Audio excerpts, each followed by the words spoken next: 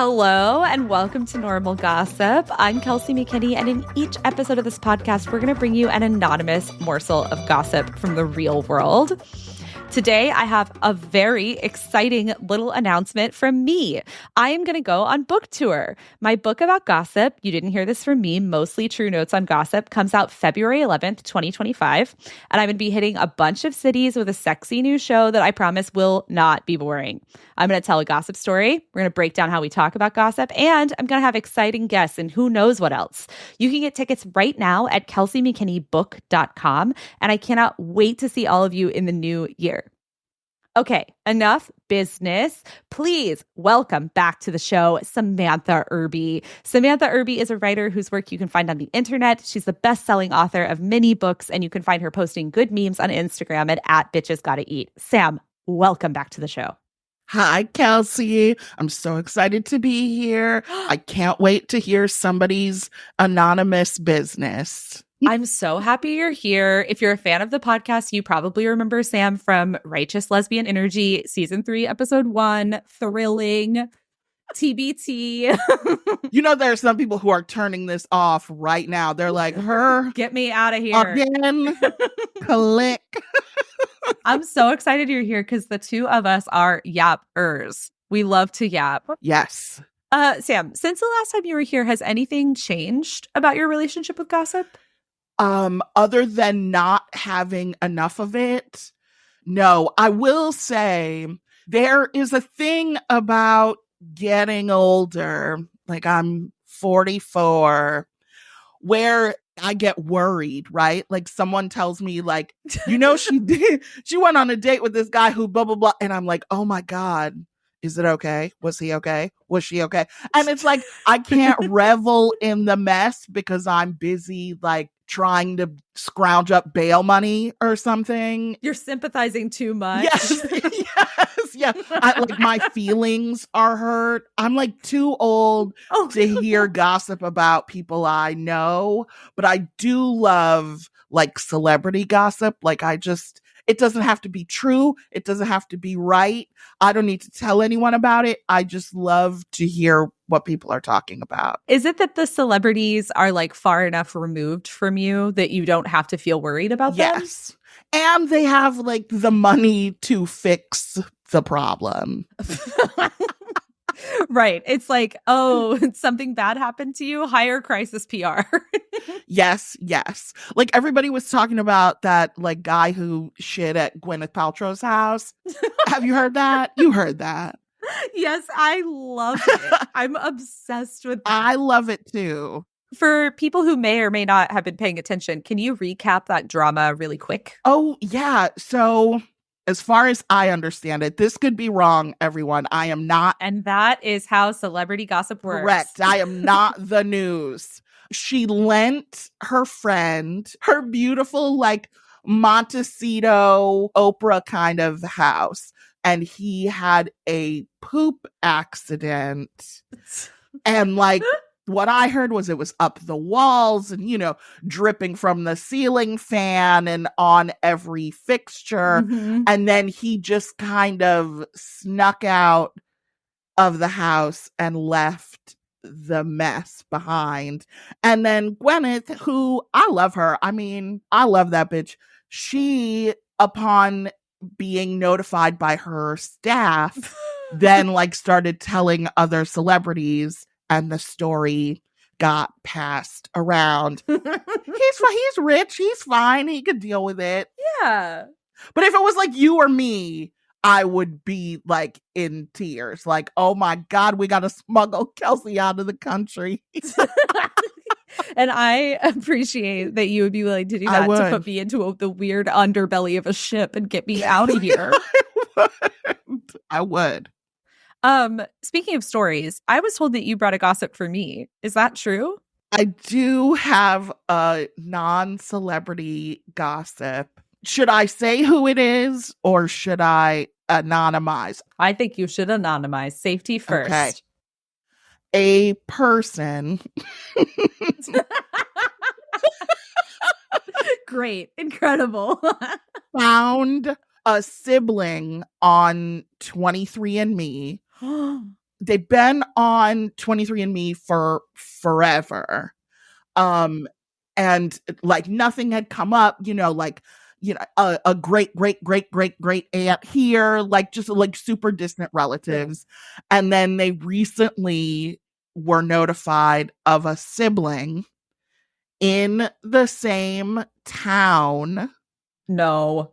So they reached out and contacted that sibling, which to me, I would never. I just would be like, it's interesting to know that my father has other children. I'd be like, that's a layer to him that I didn't know about. But this person didn't have a relationship with the father. So this sibling was like a bridge to the father. Okay. They reached out, made contact, had conversation. And like the sibling was really receptive. That's wild. So they like developed a rapport with the sibling and like a relationship. And then the sibling says, "We're having a family reunion. Would you like to come?" This is incredible to me because it's like, technically, yes, this person is your family. Like, you're having a family reunion. Technically, but not really. So in some ways, you're like, I've brought a live bomb to the family reunion. Yes. And it was going to be a surprise. No. It was presented like, hey, I'm not going to tell anybody, but what if I bring you as my guest? And you're just like, hey, new sibling alert. No, in my opinion, no. Also, I forgot this bit of texture. These people are above the age of 50. Oh. Yes. So you're bringing like many, many years worth of baggage and hurt feelings and slights. And so the reunion has not happened yet, but they're going.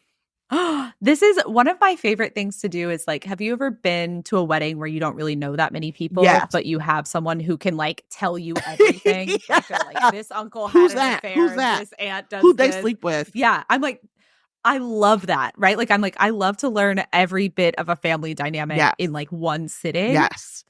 But I don't love the idea of doing that with a family that's technically mine, right? Like, okay, so I'm forced to now learn all of these things about these people who are related to me, ? Right? Like, that's very concerning. What if the father didn't know? Like, you don't know any of the circumstances surrounding like why you didn't have a relationship with him and why he sired a huge family that's having a family reunion that you're not a part of. Why find all that out? Is the father still alive? Yes. Oh my God. I think it is so bad, but also there's a part of me that's like, can I go? Yeah. I'm willing to go. Like, if this person needs a date, I'm available to go to this reunion. Okay. Because it seems fun. Yes. I'm like, what kind of outsider food will they be having? Because, okay, I've derailed us long enough. Do you want to hear the story that I have for you? I absolutely would.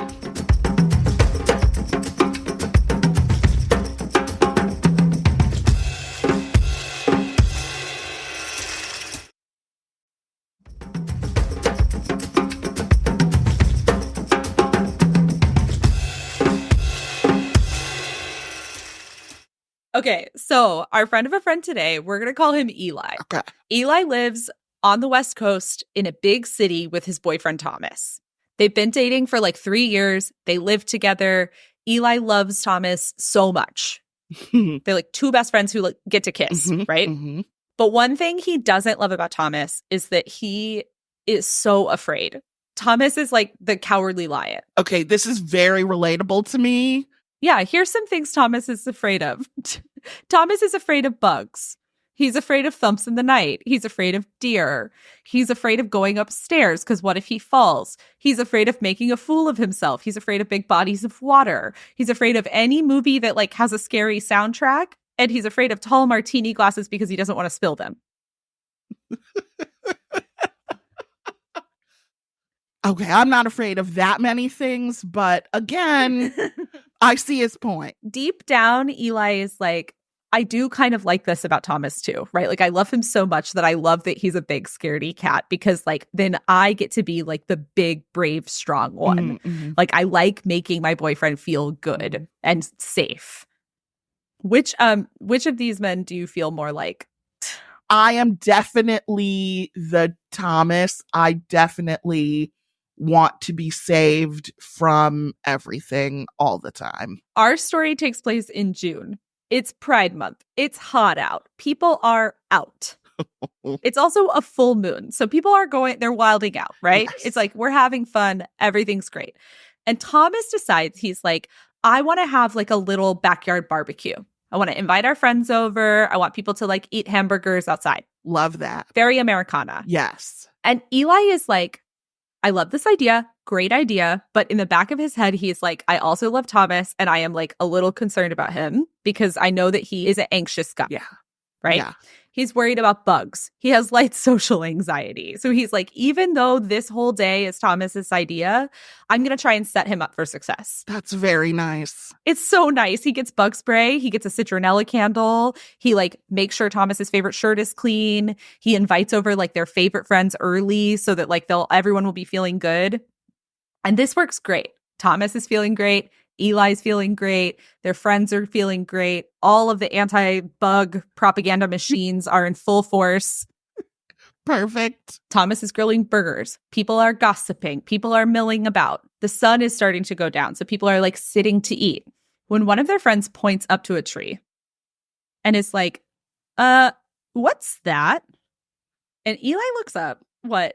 I'm just like braced for whatever it is.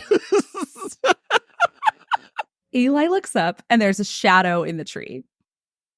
It's like not a big shadow, like it's a little small to be a squirrel, but it's like hopping from branch to branch, so it's like not a mouse. Okay. Right? And he's like, what is that? And as they're all looking at this little thing, it begins to come down. No. From the tree. It's flying, kind of. It's like more like drifting, falling. Okay. Oh, no. Okay. Mm-hmm. And Eli looks over at Thomas, and Thomas is panicking. Yes. Thomas stands up, and Eli is like, I'm so brave that even though I too am a little afraid of this, I'm going to put myself between Thomas and this drifting thing. That's love. That's true love. He watches the shadow like drift down. People scatter, and then this thing lands on the table. And Eli feels like, you know, when you get really scared and the terror like starts in your stomach, Mm-hmm.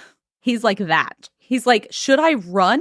Oh my God. He's like, this thing is sitting on the table next to my beautiful tomato salad. And this is very bad because I'm super afraid and I'm supposed to be the not afraid one. Where's Thomas, like crouched under the grill? Thomas is like behind him, like peeking over his shoulder. And he's like, what is it? I'm going to show you a photo now. Okay. This is what's sitting on the table. Oh no. Mm-mm. Can you describe what you're seeing?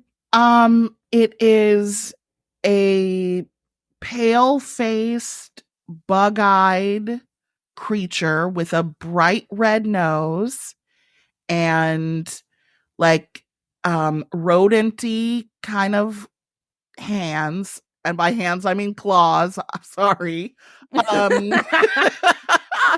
It's small, but it's got kind of a chunky tail. I mean, it's in the abstract, it's very cute. It's got like little stripes on its head. It looks very cute, but if one fell anywhere near me, I would have a heart attack. Do you know what this is? No. Eli and Thomas also do not know what this is. They're like, what is that? I almost like they're in America, right? Yes. I almost said, are they in Australia? Okay. Why did you ask if they're in Australia? Because it looks like an Australian kind of thing. I'm profiling. Okay, so your instinct is right. Oh my There's God. like one girl at this party who is like, there's like girls that are like creature girls Yes. and they like know every creature that exists. And this girl is like, oh my God, it's a sugar glider. Oh, what? Sugar gliders are like literally related to possums, but they can like fly kind of. Like they can like stretch out their legs and then they can glide around. Absolutely not. They have these like huge dark eyes, insect-like, I think you said. Yes. And no one at this party has ever seen one because they are in fact native to Australia. I'm terrified for where this is going to go. Eli and Thomas are like, "Nar, like we don't live in Australia." Nar, mate. Oh my God. And their friend is like, well, it must be someone's pet. Like they don't live here. And Eli is like, really? Like people keep this in their house? It's like a bat. Yeah. That's what I thought it might be at first. Like before I saw the picture, I was like, is it a dying bat? Eli is also like so afraid, which is creating like a personal crisis because he's like, I'm the brave one. And to add insult to injury, Thomas is not afraid of this thing. Thomas magically is like, oh my God, look at her. He like steps forward. He picks the sugar glider up. He puts it on his shoulder and it like nuzzles into his neck. What? Okay. Not to be this guy, but I worked in an animal hospital for 15 years. Don't touch somebody's wild pet. They can bite you. You can get things. You do not want to have to do a rabies protocol. It's very painful. Thomas is like, she's someone's pet. Like, it's fine. She's socialized. He has this little sugar glider on his shoulder. Everyone at this party, now that the sugar glider has been removed from the table and is appearing to be nice, is now happy. They're all like, oh my God, it's so cute, right? They're like taking photos. They're posting to Instagram stories. Everyone's expecting that at some point the sugar glider will leave, but it does not. Their friends start leaving. It's like starting to get dark. There's like no one left. And Thomas turns to Eli and is like, I think we should take her inside for the night. You're Eli. You are scared of this thing. No. You're like, I don't know what sugar gliders are. Right? What do you do here? First, I'd want to be encouraging. So I'd say something positive like, wow, I can't believe that a dude who can't hold a martini glass can cuddle a sugar glider. I'm so proud of you. That's beautiful. And then I would call animal control. All you hear about is like invasive species and disease this and disease.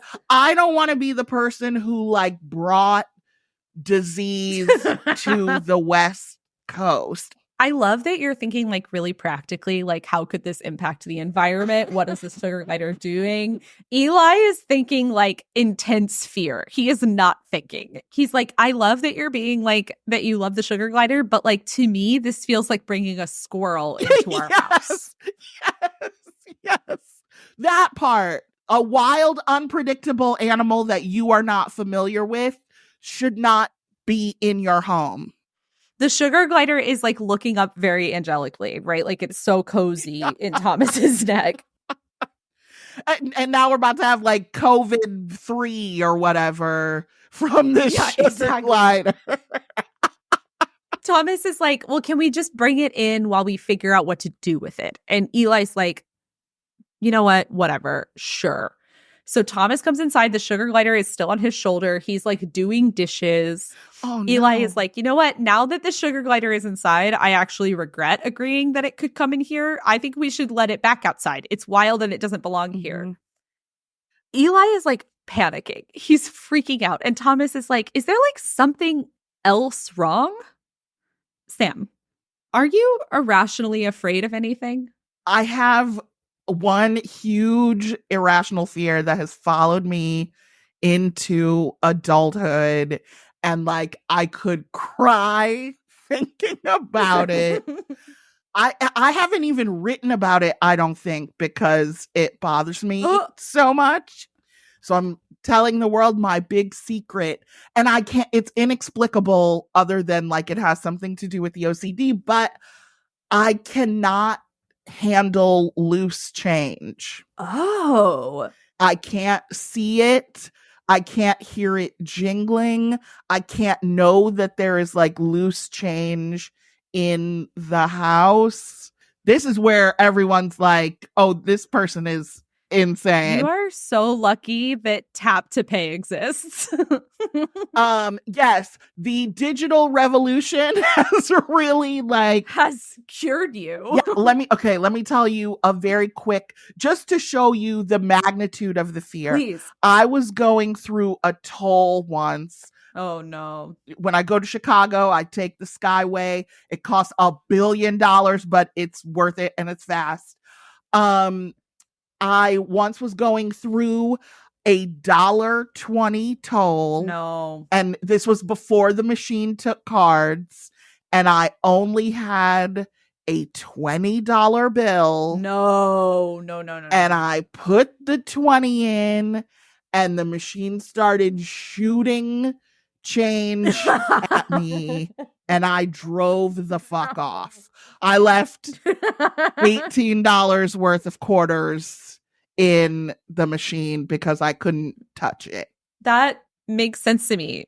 The thing about childhood fears is they're not rational. Yeah. Right? Like you develop some fear and then it's just here. Yeah. Yeah. Right? Like for me, I saw the movie E.T. too young. So now I'm afraid of it. I'm afraid of aliens. I don't like that. Right? Like that's not for me. Yes. Yes. Alex, for example, told me that she was afraid of Abraham Lincoln's ghost because she once heard a story about the Lincoln bedroom and was like, old Abe is going to get me.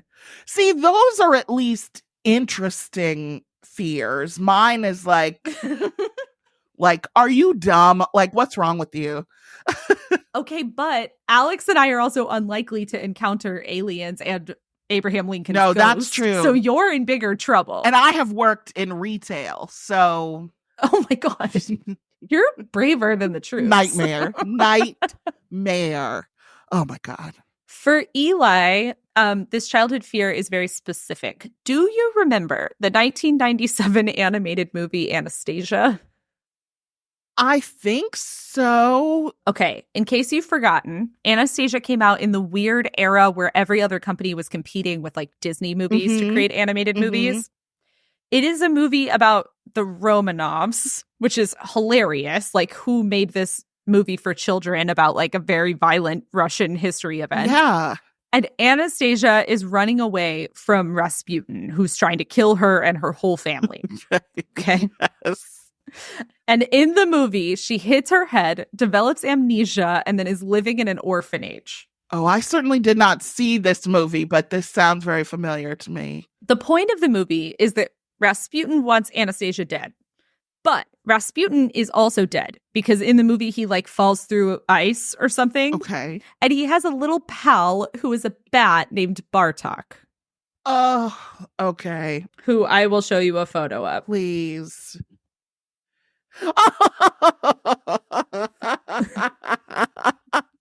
Okay. Can you describe what you're seeing here? I mean, frankly, he's adorable. He is a cream-colored bat with big ears, big pink ears, enormous eyes, and a little snout and tiny little teeth. I mean, he looks adorable, and he looks very similar to the sugar glider that you showed me before. So there is one scene in Anastasia where Bartok gets drug into purgatory to meet the dead Rasputin. Oh my God. This is a movie for children? Yes. And this scared Eli. He hated it. So for years, he had nightmares about Bartok. Bartok was the villain in all of his dreams. Yeah. And he was pulled through dream purgatory his whole childhood. Oh my God. His skeleton probably jumped out of his body seeing the physical manifestation of his nightmares fall out of the sky onto his patio furniture. Like, get out of here. So this is the explanation for why Eli is so afraid, despite Eli being like the brave one. As an adult, his fear of Bartok transitioned into just a fear of all bats. Okay, yep. Because when he was a teen, he found out that bats can carry rabies, and that even if you wake up in the same room as a bat and there is a chance it has bitten, you have to go through the whole rabies protocol, which is like 4 shots in 2 weeks to make sure you don't go old Yeller mode. Old Yeller mode, you idiot. Thank you. Thank you so much. So Eli is like, I've decided that even though this started as an irrational childhood fear, I actually think it's justified. Yeah. I think I'm right. Yeah, he is. And Thomas obviously knows that Eli is afraid of bats, right? This is something they've discussed. It's his one fear. But Thomas did not consider that, like, the sugar glider doesn't really look like a bat, but it does look like Bartok, which is the root of the fear. I feel like if you're a scaredy cat, as am I, you should be even more sensitive to other people's fears. Because, like, if your man is running around clearing every martini glass out of the way and like carrying you upstairs because you're afraid, you don't think you could like be like, no, I get it, brother. Like, this is crazy to me. A complicating factor here is that Thomas is like kind of like a Disney princess. Okay. In that like all animals love him and he like loves animals. And so he's like, this is like my dream, right? The like sugar glider has appeared out of the air. It's nestled in my little nook. I can be its savior. Oh, Thomas. I mean, I get it. I get it. Snow White, like he wants to train it to make his bed. Exactly. It can glide. It could bring you stuff. Eli is like, Thomas, here's the thing. I'm afraid of the sugar glider because it looks like Bartok to me. Yeah. And Thomas like looks at the sugar glider and he's like, oh no, like I can see that. I see that you're afraid. Like, I'm so sorry. I don't want you to feel that way. But also, this is not a bat. It's not a bat. Like, let's look at it a little closer. It's soft. He's like, look how cozy the sugar glider is. Eli's like, I get it, but I want it out of my house. And Thomas is like, yes, I also want it to go home. Mm-hmm. He's like, but we cannot just put her back outside. Like, she's just a baby. And Eli's like, you don't know that she's just a baby. And Thomas is like, yes, I do. She's a baby. And Eli's like, you don't even know that she's a girl. Like, you don't know anything about her. She's a stranger who you've let into our house who is potentially disease-ridden. Correct. And Thomas is like, look, I get it, man, but like, I don't know what else to do. You go outside with her then. You both sleep outside. How about that? At this point, our boys are like, let's call the animal shelter. They call the animal shelter. They're like, we have discovered a sugar glider. It's at our house. What do we do? And the shelter is like, man, we are way over capacity. Like, we have a gajillion dogs. We have no one to work here. This is not our problem. Like, we can't help you. And Eli is like, okay, well, what do you like recommend I do? And they're like, well, if you're like sure it's a pet, there's like a semi-official lost and found pets Facebook group. Oh, that you can post to. Oh, the magic words Facebook group. I'm ready. We know what happens when you go to Facebook on this show. You can't go there. Never go to Facebook. No. Like, just let the sugar glider poison you before you turn to Facebook. Yeah. Pick your dangerous wild animal. Facebook group or sugar glider. I'll take my chances with the sugar glider.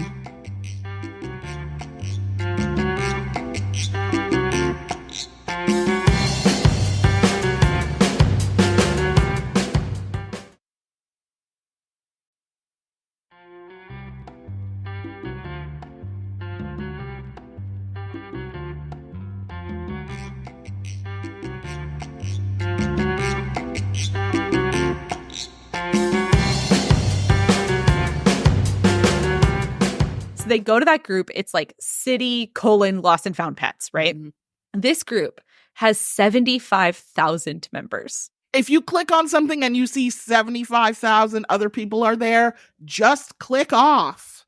That's never going to be good. There's nothing you could say on a stage to 75,000 people that would not ruin your life. Nothing. Absolutely nothing. They do not care. Eli is like, I want this out of my house. He takes a cute photo of the sugar glider, like right next to Thomas's face. Thomas and the sugar glider look happy. It's like portrait mode, adorable, right? It's so cute. Portrait mode. They're like, we found a sugar glider. Like, please let us know if this is yours. They post it. Thomas is like, I also have an idea. There's a neighborhood listserv that has like daily and monthly emails. It like helps people find lost things. And there's a lot of people on the neighborhood newsletter who like are not on Facebook. Okay. Mm-hmm. So Thomas posts the same pic and the same info. At this point, it's about like 11 p.m. And the sugar glider is waking up because it turns out that sugar gliders are nocturnal. Kelsey, come on now. I'm sorry. But the sugar glider is, in fact, waking up. It's flitting around. It's like looking at stuff. It's being crazy. It's like a bad cat if a bad cat could fly. Oh my God. Oh my God. That's the perfect description. I know exactly what that means. Get out. Eli is like, this is exactly what I thought it would be like. It's like bringing a squirrel inside. Yeah. Like, we have made a huge mistake. And Thomas is like, she's hungry.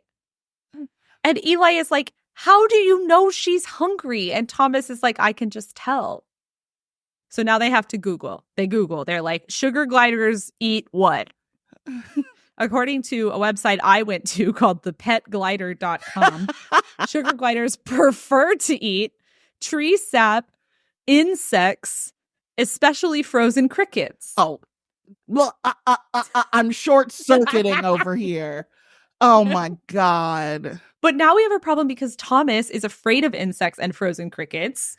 And like Eli is too afraid to feed those things to the sugar glider. And also that is irrelevant because they don't have crickets and they don't know how to catch them. Yes.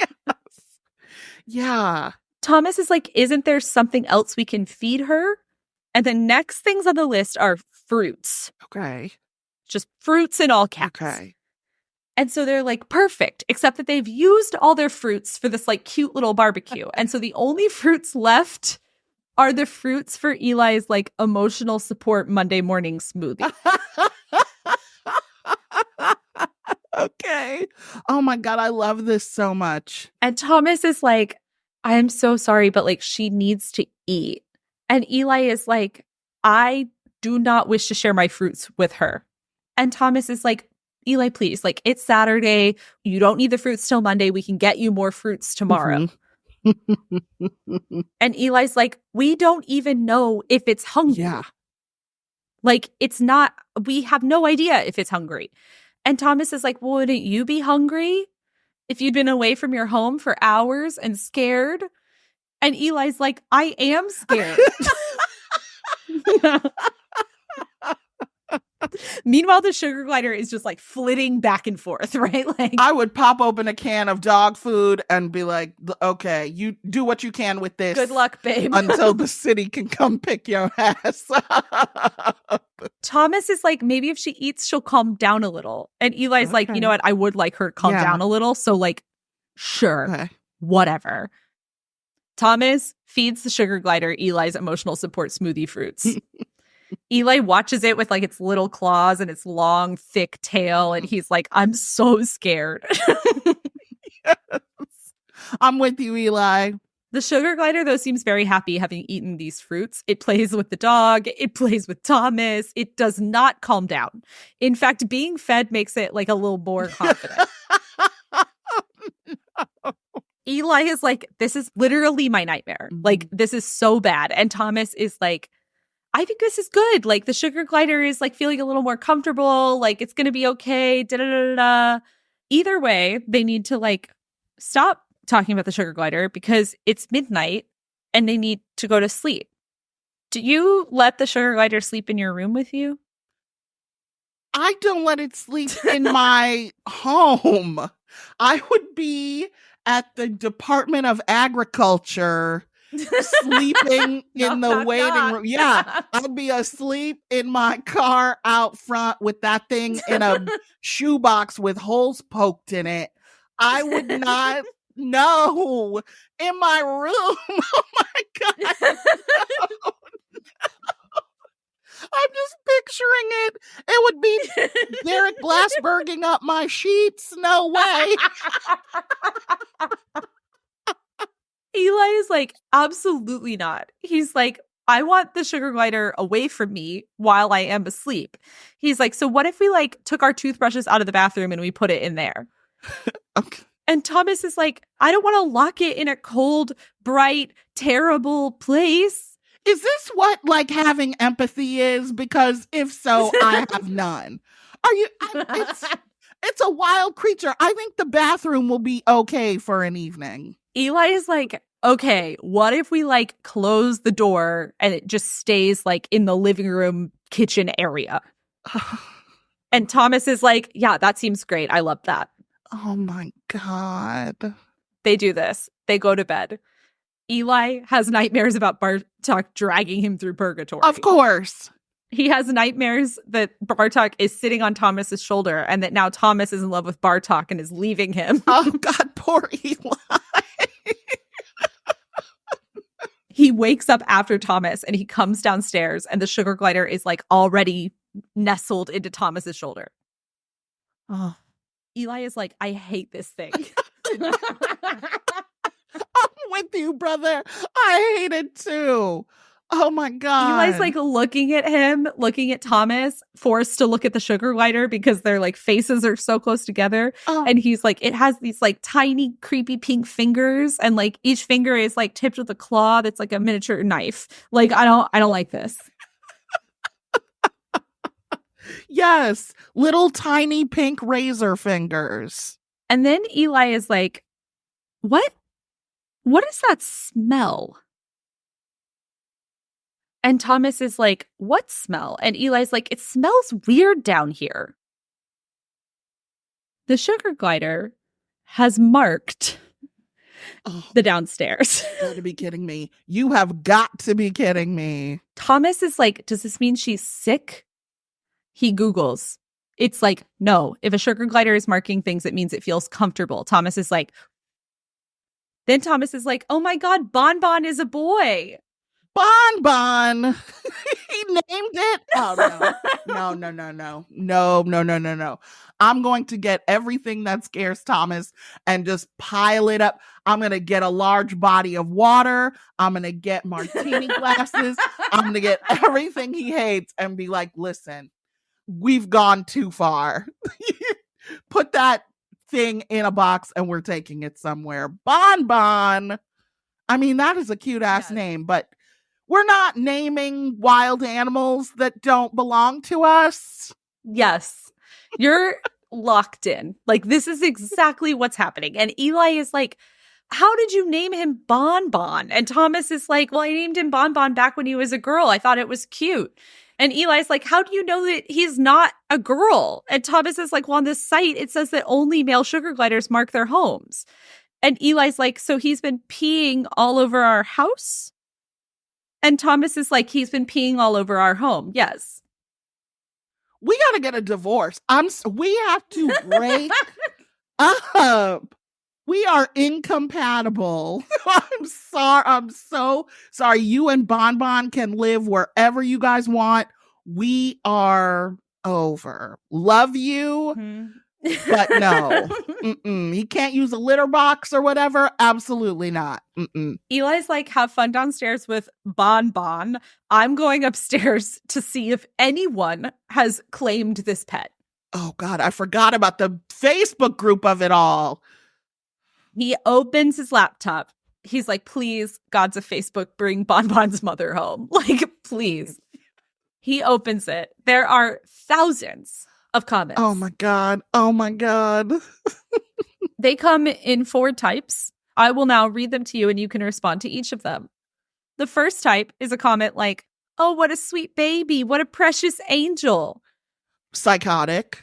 The second type of comment is like, if no one can take care of this beautiful, precious, sweet angel, I will. Just DM and I'll give him a beautiful home and life. Great. I'm sending a DM immediately. The third type is like, how exactly are you caring for this beautiful, precious angel? Like, did you even bring the sugar glider inside? Are you giving it only distilled water? Like, is your house exactly 80 degrees? It needs to be 80 degrees. Now, that's what I anticipated people saying. And I would have to be like, get bent. We are trying to find its owner. I don't need a sugar glider parenting class. I need somebody to come get this bitch from my house. Yes. Eli is also like, over my dead body, am I making my house 80 degrees? Oh, like, seriously? No. The fourth type of comment is like, sugar gliders are actually bonding pets. Like, they cannot be alone. You need to find the real owner of this sugar glider because, like, no matter how much you play with them, they will not be happy unless another sugar glider is there. Okay. Again, a scientific fact I did not ask for and do not need because I'm not going to pay attention to it. I would like it away from me. Do you know the lady who has its mate? Please get her. Yes. There are also comments that are like, sugar gliders are illegal. And Eli is like, oh my God, like none of this is helping me. Like, bitch, I'm not Tiger King. I'm trying to find out who it belongs to. Get out of here. Help me. Don't yell at me. Help me. I would do anything to not be a sugar glider parent. Like, please. I didn't ask you how to get around import laws. I want to find the person who broke that law and give them their problem back. Please. Eli explains all of this to Thomas, and Thomas is like, oh my God, I can't believe it. Like, I thought for sure this was going to work. Like, it would make sense that it would work. Like, aren't you looking for your pet? And he also is like, it's sad that, like, the sugar glider is an orphan with amnesia, just like Anastasia. Like, we have to find his family. And Eli's Rasputin. Yeah, literally Eli's Rasputin. Thomas is like, okay, let me check the neighborhood listserv and see if, like, anything's happening in there, because he also posted over there. The vibes are, like, a little bit different over there. In the vibes in the newsletter are, like, very horny for Thomas. Like, they're like, what a beautiful sugar glider. His friend's not bad either. Okay. I forgot it's Pride Month, so everybody's horny is turned up. They're like, what a smart sugar glider. Landing on the handsome shoulder of a man with beautiful eyes. Please, people. I mean, shoot your shot. Always, I guess. I'd fuck you if you told me where to take this sugar glider. That's not my house. Exactly. The comments are like, I'd sugar your glider. DM's open. I mean, yes, but also, could you get this creature out of here? All day, it is like this. Like, Eli goes to check on Thomas. Thomas is like, there's nothing on the listserv except for horny comments. Eli's like, there's nothing on the Facebook group except for people yelling at you. Yes. Finally, that evening, a comment appears that's like, oh my God, my precious baby, my angel, like, this is my sugar glider. Please DM me. Great. Eli's like, great. He DMs her. He's like, we have him. She's like, oh, thank God. She's like, I lost him this weekend because I drove to my sister's house who's on this street. This is the name of the street that she says is the name of the street that Eli and Thomas live on. So okay. Eli is like, that makes sense. Yes. And this woman is like, and when we went to get in my car, he escaped. And Eli's like, great. I don't care. Yeah. Come get him. How soon can you be here? And she's like, oh, I would love to come get him, but, like, I don't have a car. Can you bring him to me? Eli's like, where do you live? And she's like, 45 minutes away. Can you see anything wrong here? Do you want to drive the sugar glider 45 minutes away? No, being trapped in a small, enclosed space with Smaller. a creature who is terrifying to you, that you can't control, that has the capability to like thrash itself around your entire car while also spraying noxious urine all over it. No. And whose belly is full of your emotional support acai berries or whatever it is. No, I do not want to do that. Eli is like, I see no problem here. Let's go. Like, load up the sugar glider. It's time to leave. And then he like explains all of this to Thomas, and Thomas is like, wait. She said that she came to visit her sister on our street and that she lost Bon Bon when she was getting into her car.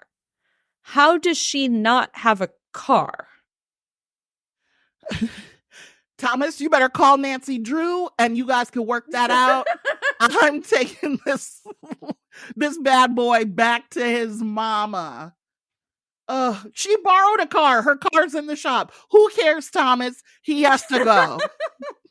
Eli's like, that doesn't really seem like my problem at all. Also, why would she lie? And Thomas is like, Bon Bon's really cute. And Eli's like, is that enough of a reason to lie? And Thomas is like, well, how much are sugar gliders worth?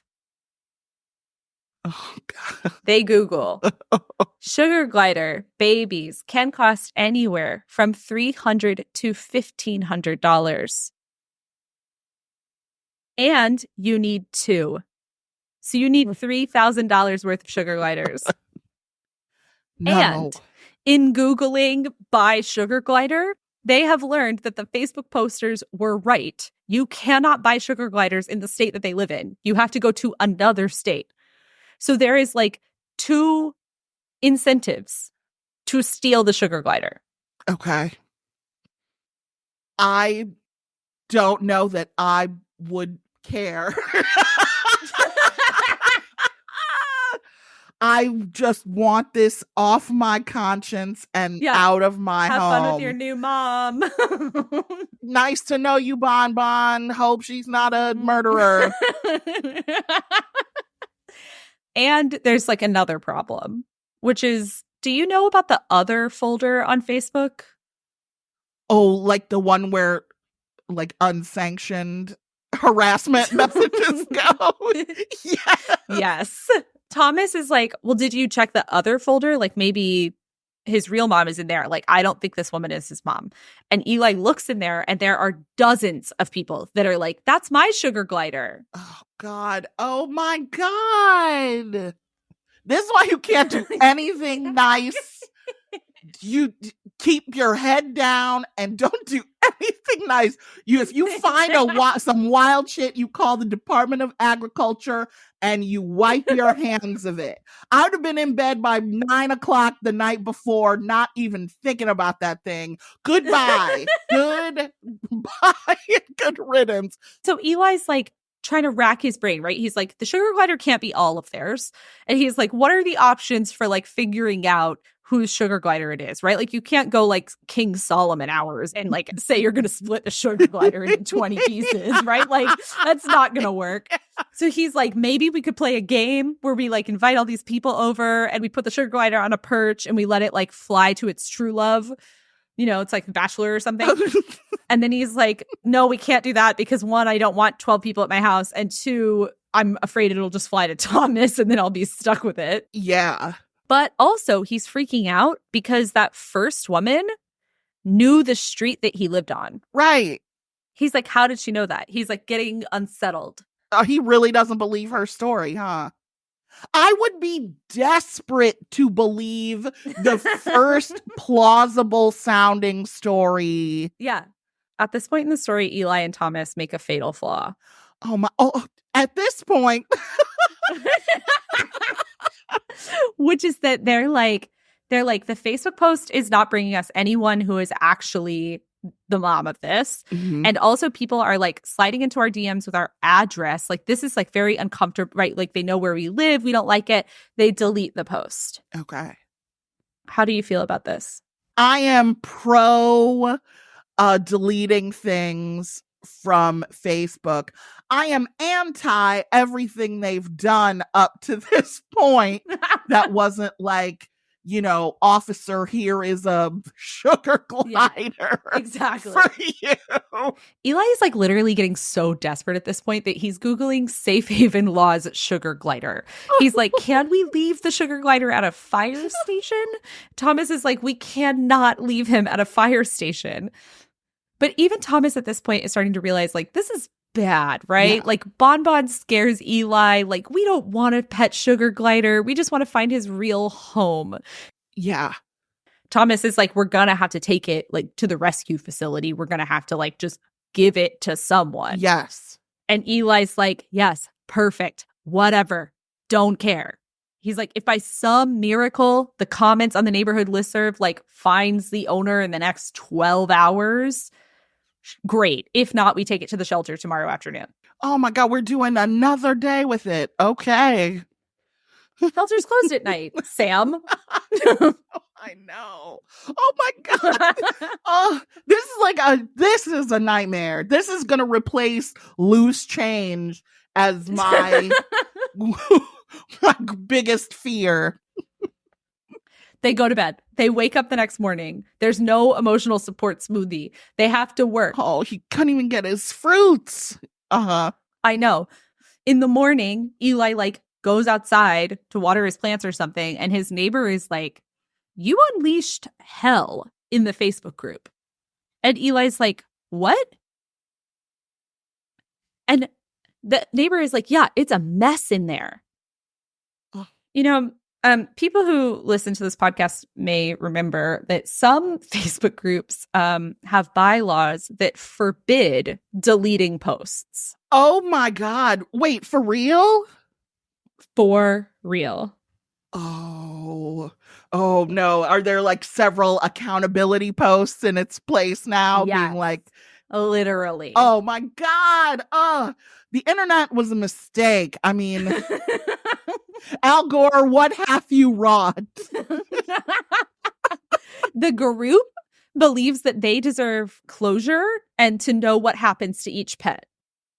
Oh my God. So Eli goes back to this page and, like, someone has screenshotted his original post. They have tagged him. They're demanding accountability. They're like, the community is helping you. You should be more grateful. They're like, Eli is canceled. Like, Thomas's eyes are no longer beautiful to me. And not only that, people are like, the sugar glider is in danger. We need to find him. So they have gone like FBI mode and using the fucking like angle of the sun and something in the background of the photo, they have found exactly where Eli and Thomas live. Oh my God. Of course. Of course. Of course they are. Oh my God. Of course. Of course. Of course. And Eli is like, so let me get this straight. It's like illegal to delete posts, but it's not illegal to like find people's home addresses and post them to a group of 75,000 people. Like, come on. The Facebook people are like in the comments of this having a debate on like if they could call someone to send to Eli and Thomas's house. Oh my God. They're like, but sugar gliders are illegal. Like, we don't want to send someone and the sugar glider be taken. Like, think of the sugar glider. Think of the sugar glider. Eli's freaking out. He tells Thomas all of this, and Thomas is like, oh my God, this is like so bad. Like, this is a nightmare. They decide to lock all their doors, to have Eli post like a big apology about deleting the post. Oh, no. To post additional photos of Bonbon to prove he is safe and well, which they take like against a white wall with one of their phones in the frame to like show the date for proof of life. A ransom photo of a sugar glider. They're like, that's it. Like, we're gonna take this to the animal shelter. Like, let's figure out how to get it in the car. Like, we got to get rid of this, right? And Eli like messages the Facebook moderators and are like, please call off the dogs. Like, we're gonna take it to the animal shelter or whatever. Yeah. When Thomas is like, someone messaged me on the neighborhood listserv group, and they look, and a woman named Haley has messaged, and she's like, that sugar glider is mine. She sends a photo of the habitat, and she's like, see, that's his brother. Oh, okay. They're like, promising. Yeah. they're like, how did you lose the sugar glider? And she's like, oh my God, I've been miserable. Like I went out of town and the pet sitter opened the window and like out he went. And they're like, where do you live? And she lives in the apartment building right behind them. Okay. So they're like, this makes perfect sense. Mm-hmm. We love it. But because they're still like wary, because everyone now has their home address, they're like, we're feeling a little scared. Like, should we just take it to the animal shelter instead? What do you think? First of all, I would torch my Facebook, like goodbye, delete, never getting back on ever. I would set up a Ring camera in case somebody went to my house. And then I would give Haley this sugar glider and I would say, I want to forget this happened. I've been fired from my job. I don't have my smoothie. My whole life is in a shambles because this thing fell out of a tree on my deck. I don't ever want to think about this again. Here you go. Yeah, Eli's like, I've been in 48 hours in purgatory with Bartok. Let her fucking have him, right? Like, who cares? Yes. And Thomas is like messaging this woman, right? He's like, can you send photos of him? And Haley sends pictures. But like all sugar gliders kind of look alike. So they're like, this isn't really conclusive. And Thomas is like, do you have any pictures of him as a baby? And Eli's like, how is that going to help? But Haley does. And so then Thomas is like, look at him. He's so small. And Eli is like, please focus. They ask Haley, they're like, is there anything else to know that might be useful other than like how Bon Bon looks? And Haley's like, oh yeah, like he only likes like tall blondes. And Eli is like, okay, first off, canceled. He's like, but second off, Thomas is in fact a tall blonde. So like, okay, maybe. And she's also like, the sugar glider is not named Bon Bon, it's named Puka. Yeah, I'd have been like, Bon Bon, his name is Jerome. Call him by his real name, okay? Now that you know. Yeah, exactly. Eli's like, Puka? And because he says Puka out loud, Puka Bon Bon is like flying at him. Oh, great. And he's like, no. Puka Bon Bon is like getting closer. He like puts his hands over his face and Puka Bon Bon like lands on his shoulder. And Eli is like very scared. He's like, I'm being so brave. Mm-hmm. He's like breathing through his nose, out through his mouth. Mm-hmm. And he's also elated because he's like, clearly this is Puka. Yeah. Thomas says Puka, and Puka Bon Bon flies back to him. They did it. Great. We are almost at the end. How do you feel? Let's check in. Whose side are you on? Ordinarily, I would feel, I am Team Eli here. But this is beyond what I have the capacity to extend to my beloved. I mean, I would have been on the phone with the lawyer. Start billing me now.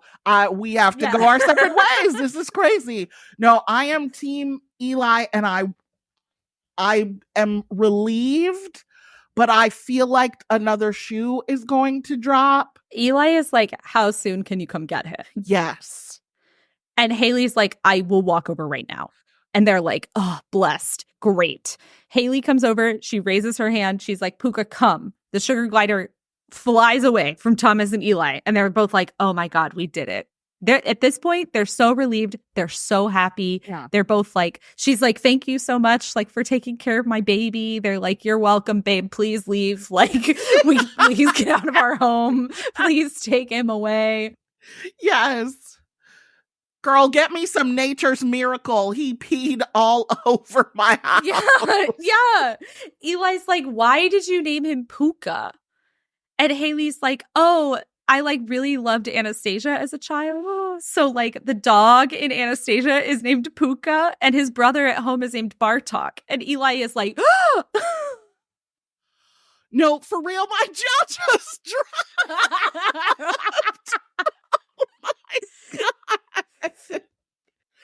Oh my God. Eli is like, I fucking told you that this guy looked like Bartok. And Thomas is like, you were right. Oh my God. They like post to the Facebook group. They're like, please forgive us. We found his home. Da da da da. Everyone's like, oh, great. And they're like, thank God it's over. And that's it. Except that it's like not over. No, I knew it. My blood pressure for real is being affected. It's not as bad as you think. I promise. Okay. Eli is like, thank God the sugar glider is gone. I'm going to choose to like bonk my head and have amnesia like Anastasia so that I don't have to think about this ever again. Yes. Right? Yeah. He's like, I don't want to remember. I don't want to remember that Thomas had this weird thing on its face. I don't want to remember that it was in our house. Like, I want to pay a professional cleaner and I wish to forget. Yes. I'm right there with them. A month later, they get like the neighborhood listserv's monthly roundup. And there at the top is the picture of Thomas holding Puka Bonbon. The post was the most popular post in the newsletter listserv's history. And so the company began using it in their marketing, like with the flirty comments and all. And now Eli gets it as like targeted ads on Instagram. Puka Bonbon lives forever. No. Oh my God. I would have to move. I mean, so many. My life would have to change. This is the kind of thing that, like, the kind of couple test that you can never imagine. What would you do in the off chance this person I married is not who I thought they were? Show me who you are. And it's someone who's nice. I mean, I don't want to cook and eat it, but I also don't want to spend 2 days searching, living with for a sugar glider. Having 75,000 people on Facebook yell at me for not like giving him distilled water. No. Oh my God. This is harrowing. Sam, thank you so much for coming back on the show. It was a pleasure to have you. Thank you for having me. This is the greatest experience of my life.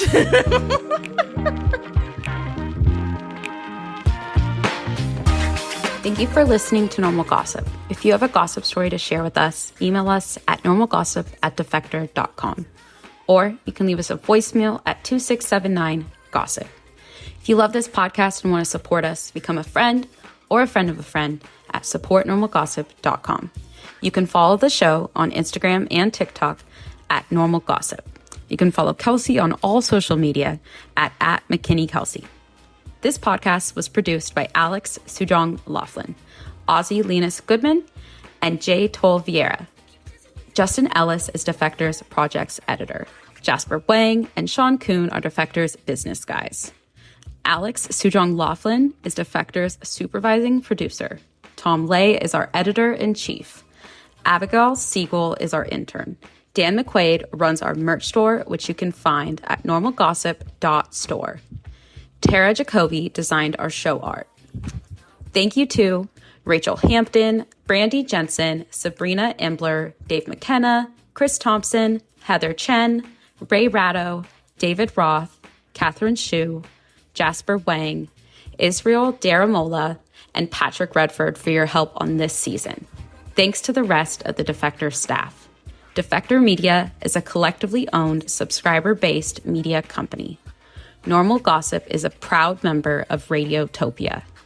Normal Gossip is hosted by Kelsey McKinney. I'm Miranda, and remember, you did not hear this from me.